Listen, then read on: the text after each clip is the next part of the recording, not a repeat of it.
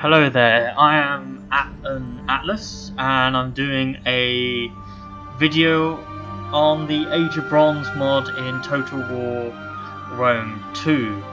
I thought I would do something a bit interesting, considering this is my area of expertise in the sense as I'm an archaeologist and I look at the Bronze Age period, especially in the Aegean world.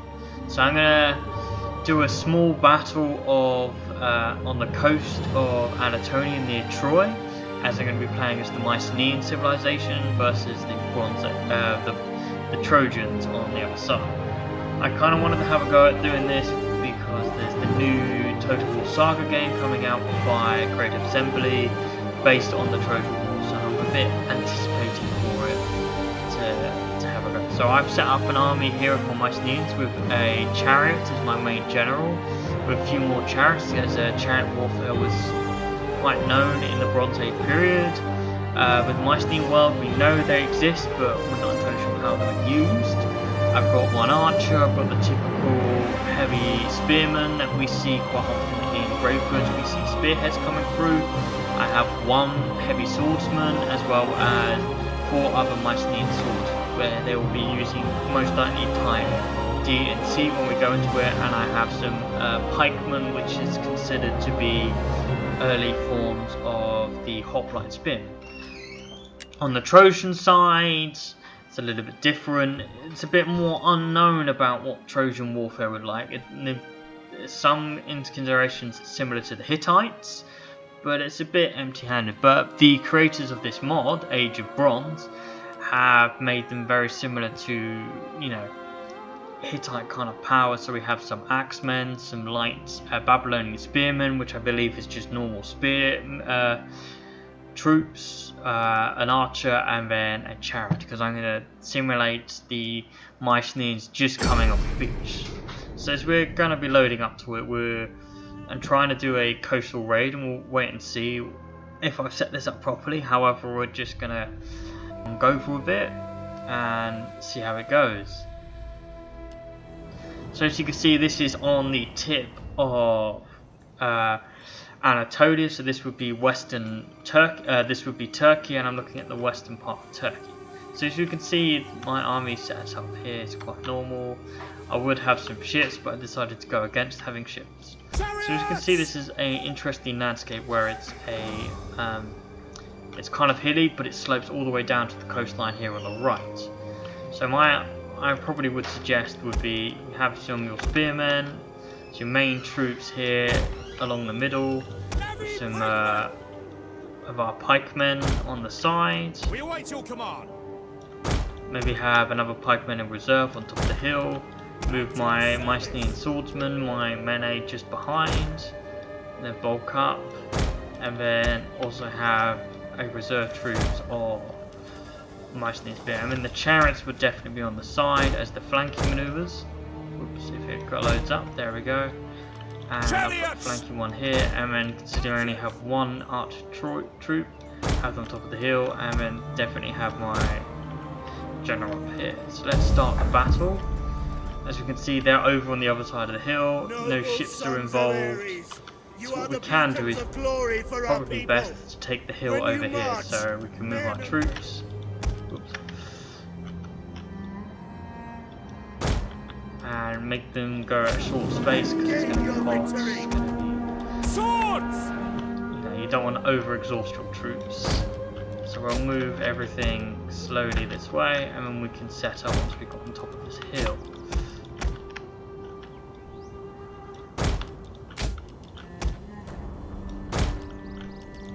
So with siege warfare in the Mycenaean period or Bronze Age period in Anatolia seems to be not quite known. The main text we have of any sort of warfare that was produced in this period is the Battle of Kadesh, which is over in the Levantine, so near Lebanon, between the superpower of Egypt and the Hittites. But again, it's kind of archaeology wise, looking at battles is difficult from this period. So we're looking at a period of about 3,000 years ago, which is a long period of time. But most likely they would have battles of champions. Let's speed this up though. battles between two champions, two main warriors that would fight it out around a mustered army, or there would be all out kind of like going at it war. But with what we can see from types of weaponry we can kind of deduce what they're doing. So chariots is definitely for shock and awe tactics, getting around the side, similar to what cavalry would do, and hit hard at the flanks and do in and out as quick as they can. Archers typically would be, firing missiles at the enemy, while spears would tend to be locked form, similar to hoplites, shield wall kind of technique as they start to go through it. While the swordsmen of this type, depending on which swords you've got, so majority of sword D upwards tend to be can be used for slashing and stabbing. So they'll be slashing and stabbing their opponents, and it'll be a bit more rigorous. So as we can see here, my army is now set up. They've moved onto their adjacent hill. The problem with this is, with this kind of warfare, is if you're heavily entrenched on top of the hill, it's a lot harder to get round. As the old saying, if you've got the high ground, most likely you're going to win. So as you can see here, I can kind of see some of their army, not all of it. Their general is just sitting here in the middle. As you can see, this is typical armor. Well, what we think is typical armor. The shields tend to be right. It's about this kind of like cowskin leather shields with a bit of bronze on the boss. Oh, they're moving now. So let's head this way a bit. Oh, they've only slightly moved. So this would be what we think is typical armor. It looks like on Hittite iconography.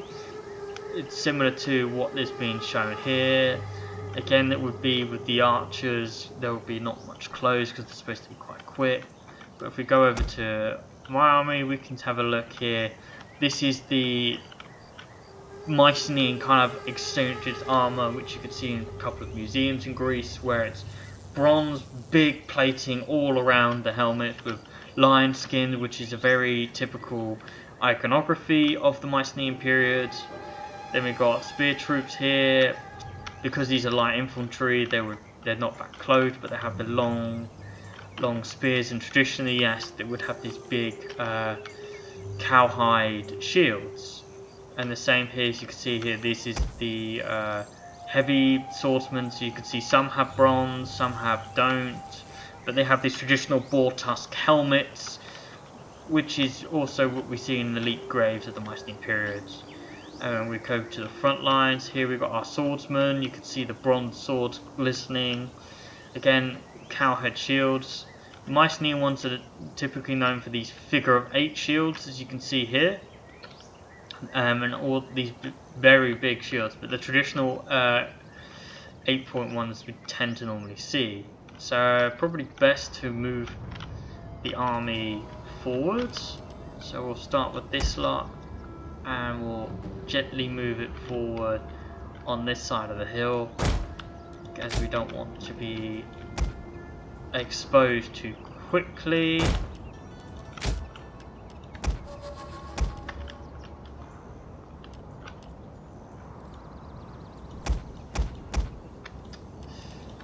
So we're just moving a few of my troops this way. Have our reserves back there. Have our missile troops on top, and then obviously bring our general across.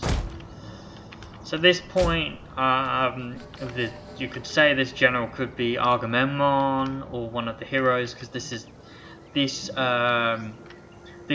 all these clothings, these iconography that's been using this time period is the late Bronze Age. So this is about just before the first millennium BC starts to end. So we're looking at about 1100 BC to 1050 BC, where the Trojan War is supposedly have taken place.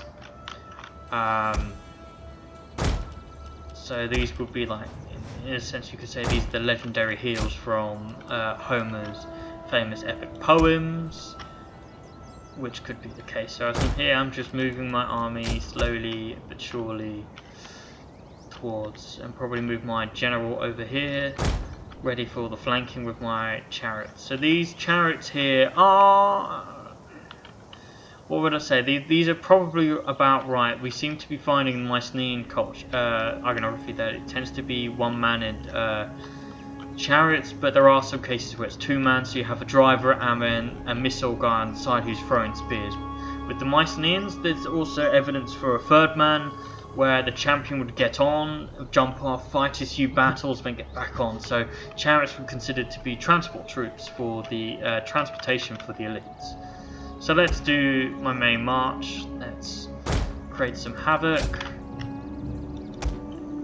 and then move my troops this way. Because let's start the battle and make it a little bit more interesting. So we're moving up. My troops should be getting shot at, which is totally fine. And let's just push forward, engage the troops.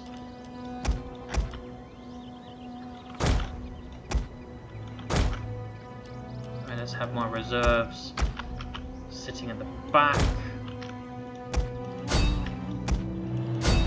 Slow down the speed a bit. Orders understood. As you command. At your service. So they're already bolting after the sheer weight of the troops. At speed. So we just keep pushing forward and forward.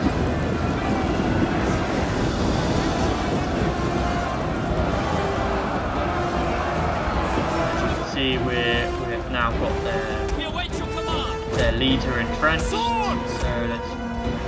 The chariots are moving. Let's move our boys here. Flank round. Move our Mycenaean swordsmen over here. By your command. Swords. By your command. So we go into the nitty-gritty fighting. So yeah, this is what we would be. Swordsman to swordsman would be this kind of slashing, bashing with the shields. This is normal fighting techniques of this period, which, well, we think so from the weaponry. So it's similar to the classical period we have with the Roman. So let's move our chariots in. Take aim. So let's flank out our enemy. Chariots. It lets us. The men are wavering. Our men are wavering. That's not good. Ready. Our reserve troops are getting involved with the chariots.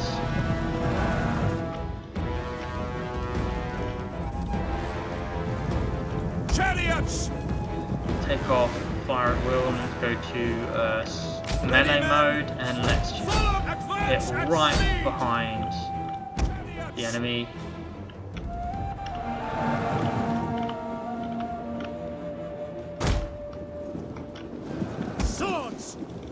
Charge! Chariots! Our reserves got hit quite badly by that small chariot attack. Advance the speed! So as we can see here, the chariots here, it's all about this coming back out. So if we'll go in and watch. So this is what they would do, they would be charging down the hill. And I've made them into the melee bit, so they'll just crash in. There you go, see massive devastation, you get hit by like small cars, descents in the ancient world, and you just bash into them, and we can go onto melee mode and just crash into these spearmen just behind.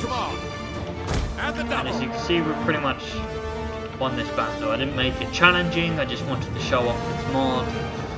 Unfortunately, there's no grand campaign with this mod just yet, they're in development for it, but hopefully this will add your taste for the Total Saga on the Trojan Warfare mode. Should be very much fun. So I hope you enjoyed this video, and hopefully you might get out to the game. But you can see here it's very artistically done, and if you want to look more into it, I'll put some good recommendations down about Bronze Age warfare. So see you next time.